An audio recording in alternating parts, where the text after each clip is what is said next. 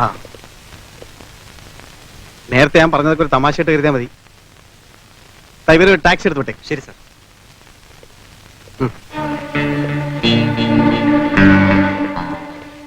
എന്താ ഇത്? സാർ ചോദിച്ചില്ലേ കോളേജിൽ കുത്തു നടന്നിട്ടും യുവമാരൊക്കെ എന്താ അറസ്റ്റ് ചെയ്യാത്തതെന്ന്? സാക്ഷികളില്ലെങ്കിൽ പോലും എനിക്ക് അറസ്റ്റ് ചെയ്യാമായിരുന്നു.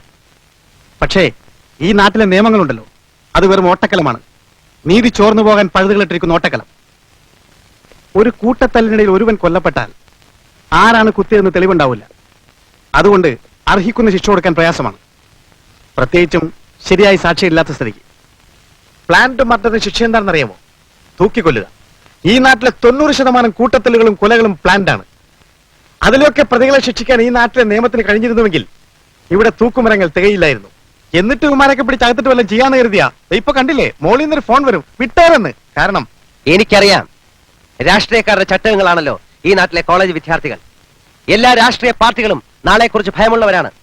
നാളത്തെ ഈ നാടിന്റെ സ്ഥിതിയെക്കുറിച്ചല്ല, നാളത്തെ അവരുടെ ഭരണ കസേരയെക്കുറിച്ച്. നാളത്തെ അവരുടെ ശക്തി കൂട്ടാൻ വേണ്ടിയാണ് വിദ്യാലയങ്ങൾക്കുള്ളിൽ യൂത്ത് വിങ്ങൾ എന്ന പേരിൽ രാഷ്ട്രീയത്തിന്റെ വിത്തുകൾ അവർ വിതയ്ക്കുന്നത്. യുവത്വത്തിന് ഒരു എടുത്തിയാട്ടമുണ്ടല്ലോ, അതിനെ ചൂഷണം ചെയ്യുകയാണ് ഈ പന്ന റാസ്കലുകൾ. കുട്ടിക്കൊരങ്ങനെ കൊണ്ട് ചൂട് ചോറ് വാരിക്കുക, എന്നിട്ട് ഈ രാഷ്ട്രീയത്തിന്റെ പേരും പറഞ്ഞ് ഈ കുട്ടി നേതാക്കന്മാർ ചെയ്തു കൂട്ടുന്നത് എന്തെന്നറിയാമോ? തമ്മിൽ തല്ലുക, വെട്ടുക, കുത്തുക, പബ്ലിക് പ്രോപ്പർട്ടീസ് നശിപ്പിക്കുക. They are not creating or constructing. They are destructing. ഇതിന്റെ ലാഭം തെരുവ് ഗുണ്ടകൾക്കും കോളേജ് ഗുണ്ടകൾക്കും നേതാക്കന്മാർക്കും പാർട്ടിക്കും. നഷ്ടം സാധാരണക്കാരായ പഠിക്കാൻ വേണ്ടി മാത്രം വരുന്ന കുട്ടികൾക്ക്. നേതാക്കന്മാരും കോളേജ് ഗുണ്ടകളും മാസ് കോപ്പിംഗ് നടത്തിയും മാർക്ക് ലിസ്റ്റ് തിരുത്തിയും ക്ലാസ്സോടെ ജയിക്കും. ഡോക്ടർമാരും എഞ്ചിനീയർമാരും ഭാവിയിലെ നേതാക്കന്മാരും ഒക്കെ ആയിത്തീരും. ഫോറിൻ കാറുകളിൽ ഞെളിഞ്ഞിരുന്ന് പോകുമ്പോൾ പണ്ട് ഇവന്മാരോടൊപ്പം ആവേശത്തോടെ മുദ്രാവാക്യം വിളിച്ച ബസിന്റെ ചില്ലുകൾ ഇവന്മാരോടൊപ്പം ആവേശത്തോടെ എറിഞ്ഞു തകർത്ത ആത്മസുഹൃത്തുക്കളായിരുന്ന സാധാരണക്കാർ അവശത കൊണ്ട് കരിവാളിച്ച മുഖവുമായി തെരുവിൽ നിൽക്കുന്നത് ആരും കാണില്ല. ഇതിനൊക്കെ ഞങ്ങൾ എന്ത് ചെയ്യണം മിസ്റ്റർ? എന്ത് പോക്കത്രം കാണിച്ച് ആര് അറസ്റ്റ് ചെയ്താലും അവരെല്ലാം ഓരോ പാർട്ടി പ്രവർത്തകരായിരിക്കും. അത് തേച്ചു മാറ്റിയാലും ഓരോ പാർട്ടിക്കാർ വരും, മിനിസ്റ്റർമാരുടെ പ്രൈവറ്റ് സെക്രട്ടറികളും. ഇവരുടെയൊക്കെ ചെരുപ്പ് നിൽക്കുന്ന പട്ടികൾ ഈ നാട്ടിലെ ചില പത്രക്കാരെ അവരെന്നും പോലീസിന്റെ കഴിവില്ലായ്മ കൊണ്ട് അനാസ്ഥ കൊണ്ടാണ് കേസുകൾ കഴിഞ്ഞത്. പിന്നെ ഇവിടുത്തെ പോലീസുകാരൻ ഈ നാട്ടിൽ എന്ത് ചിരക്കാനാ?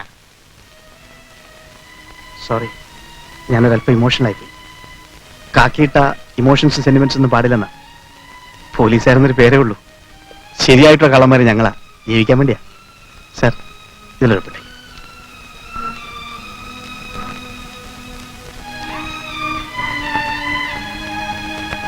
വരൂ sir. Give me back my pistol. I'm sorry. എന്റെ തോക്ക് എനിക്ക് തിരിച്ചു തരണം. എനിക്കതിനുള്ള അധികാരമില്ല. ഉം.